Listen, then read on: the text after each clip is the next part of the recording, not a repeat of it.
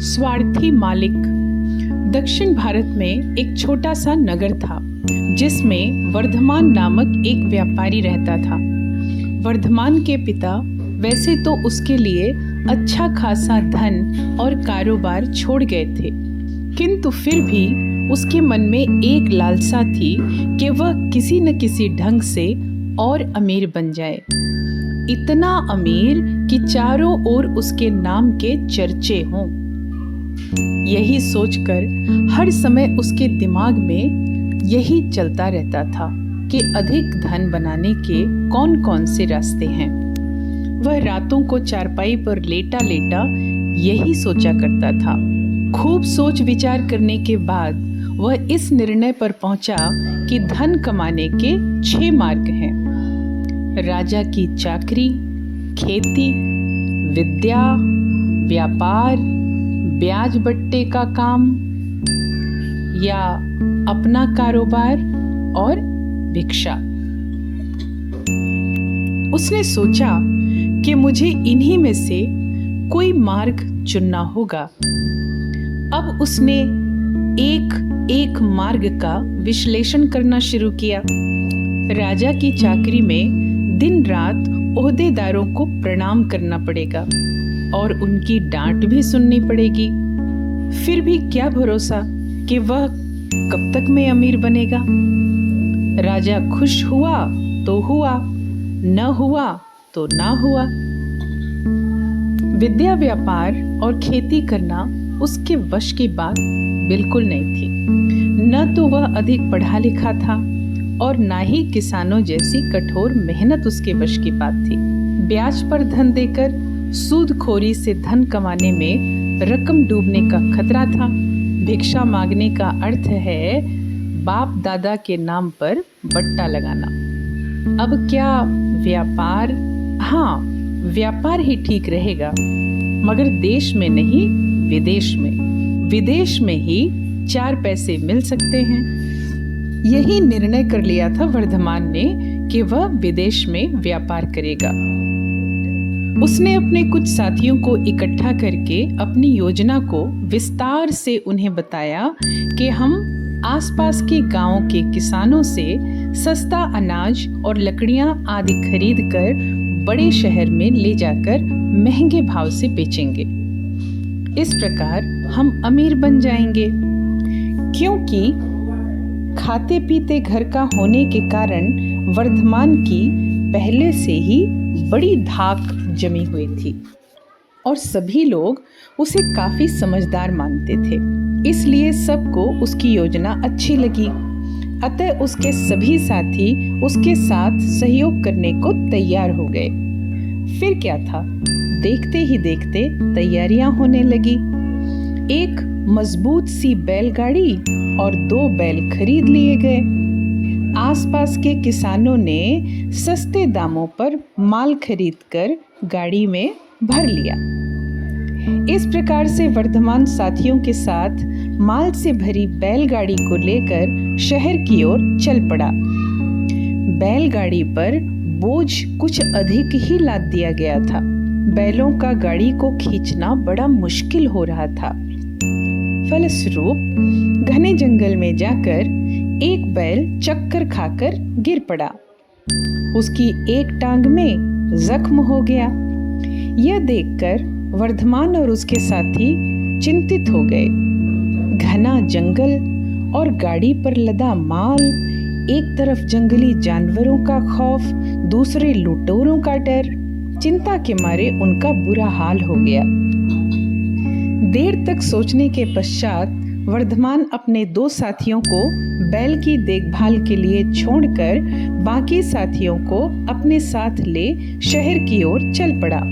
बैल के साथ सब साथियों ने गाड़ी को धक्का लगाना शुरू किया। जो बैल चकरा कर गिर पड़ा था उसका नाम संजीवक था। वह अपने नए और स्वार्थी मालिक को जाते हुए देखता रहा और सोचने लगा कि मुसीबत प्राणी को अकेले ही झेलनी पड़ती है। यह मालिक बड़ा स्वार्थी है। चलो, उसके मित्र मेरी देखभाल करेंगे। आखिर इतनी भीषण गर्मी में इतना बोझ लादने से पहले मालिक को सोचना तो चाहिए था।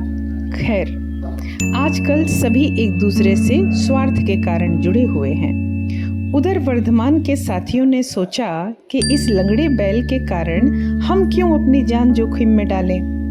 कोई हिंसक जंगली जानवर आ गया तो इसे तो मारकर खाएगा ही, हमें भी मार डालेगा। अतः वापस चला जाए, यह निर्णय कर वे कुछ देर बाद ही शहर की ओर चल दिए।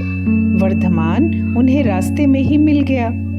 उन्होंने उससे कह दिया कि बैल मर गया। वर्धमान ने इसे प्रारब्ध मानकर स्वीकार कर लिया। संजीवक जैसे तैसे उठा और लंगड़ाता हुआ जल की तलाश में चल दिया। बड़ी कठिनाई से वह एक तालाब तक पहुंचा और पानी पीकर कुछ ताजा दम हुआ। तभी उसने वहां एक गुफा देखी। जंगली जानवरों का अंदेशा उसे भी था, अतः वह लंगड़ाता हुआ उस गुफा तक पहुंच गया।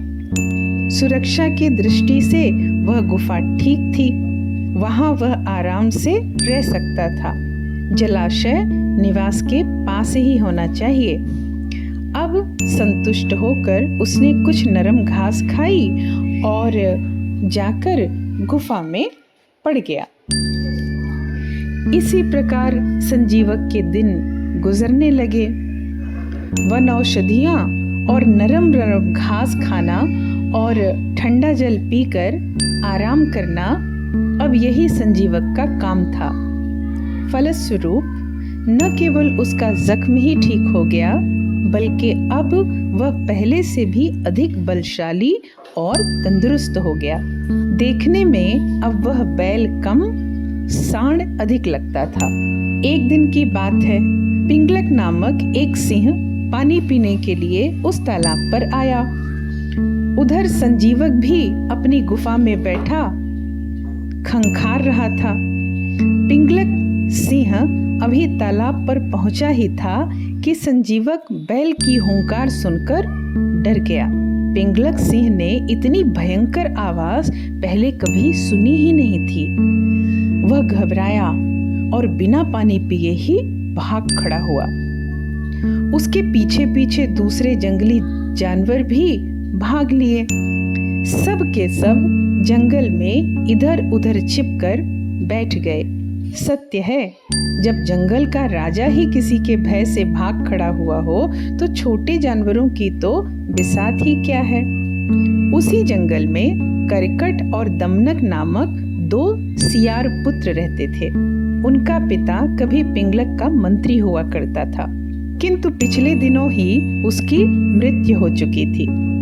आजकल राजा मंत्री विहीन था और यह दोनों इस प्रयास में थे कि किस प्रकार राजा के निकट जाने का अवसर मिले और वे उसके सेवक बनकर मौज उड़ाएं। मगर आज तक ऐसा अवसर मिला नहीं था उन्हें। दोनों ही पिंगलक के आसपास रहते थे ताकि अवसर मिलते ही उसके करीब पहुंचें। दोनों ही एक नंबर के चालबाज, मक्कार, धूर्त, समझदार और राजनीतिज्ञ पिता के गुणों से भरपूर थे। अतः आज जब उन्होंने सिंह को भयभीत होकर तालाब से प्यासा लौटते देखा तो उन्हें उनके निकट जाने का उचित अवसर जान पड़ा। दमनक बोला, भाई करकट, हमारा राजा तो तालाब से प्यासा ही लौट आया। बेचारा बड़ा शर्मिंदा हुआ बैठा है। जंगल का राजा होकर वह पानी भी न पी सका। करकट बोला, भाई दमनक, हमें भला इन बातों से क्या मतलब। बुजुर्गों ने कहा है कि जो लोग बिना मतलब दूसरों के फटे में अपनी टांग अड़ाते हैं वह बेमौत मारे जाते हैं। जैसा एक शैतान बंदर मुफ्त में जान से हाथ धो बैठा। कैसे? दमनक ने पूछा। सुनो, इस प्रकार कहकर करकट उसे एक कथा सुनाने लगा। हमारी अगली कथा सुनने के लिए इस चैनल को सब्सक्राइब करें, लाइक करें और कमेंट करके बताएं कि आपको हमारी ये कहानी कैसी लगी।